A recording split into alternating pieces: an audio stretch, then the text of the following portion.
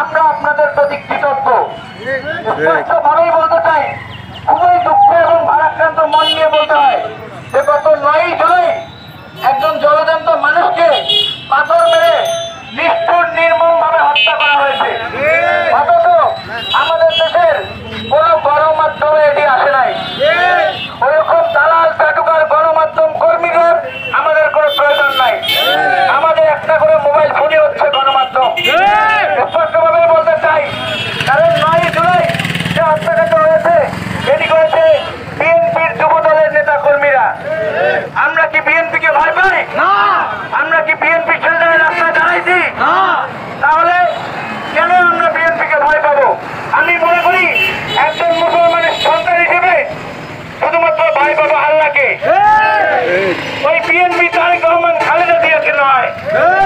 স্পষ্টভাবেই বলতে চাই, এই বিগত কিছুদিন আগে আপনারা দেখেছেন বিএনপির লোকজন চাঁদাবাজি করে যখন দুজনকে গ্রেপ্তার করে পাটগ্রাম থানায় নিয়ে দেওয়া হয়, বিএনপি সন্ত্রাসীরা থানা ভাঙচুর করে 20 জন পুলিশকে আহত করে সন্ত্রাসীদেরকে ছিনিয়ে নিয়ে যায়।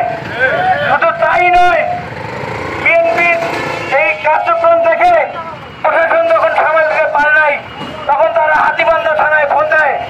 হাতীবান্ধা থানার পুলিশ বের হয়ে দেখে শত শত বিএনপির লোকজন দিয়ে থানা অবরুদ্ধ করা।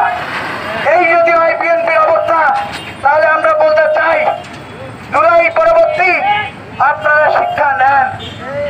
এবং আরেকটি কথা বলতে চাই, কাকিনার মতো একটা সম্ভাবনাময় জায়গা আপনারা কিছুদিন আগেও দেখেছেন যে মহিপুর সড়কে ব্যারিকেড খুলে দেওয়ার জন্য বিএনপির কতিপয় দুর্বৃত্ত তারা বিভিন্ন তাল বাহানা শুরু করেছিল।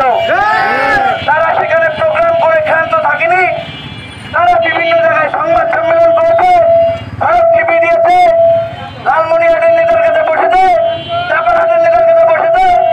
এই যে তাদের ষড়যন্ত্র শুরু হয়ে গেছে। স্পষ্টভাবেই বলতে চাই, আপনারা যে ব্যারিকেড তোলার জন্য গিয়েছিলেন, ব্যারিকেড তুলতে পেরেছেন? পারেন নাই, কারণ ছাত্র দলেতে কারো কাছে বিক্রি হয় নাই। 38 কোটি টাকায় টোল প্লাজা পাননি, এখন ষড়যন্ত্রে লিপ্ত হয়েছেন। স্পষ্ট কথা, ছাত্র জনতা যতদিন ন্যায়ের পক্ষে থাকবে, কাকিনার রাজপথে সহায়ক থাকবে, ততদিন কাকিনার মাটিতে কোন অপশক্তি মাথা তুলে দাঁড়াতে পারবে না। এখনই মনে করে এমপি হয়ে গেছে, মন্ত্রী হয়ে গেছে, চেয়ারম্যান হয়ে গেছে, ক্ষমতা এসে গেছে, এত সোজা না। ইন্টারিম গভর্নমেন্টে একটু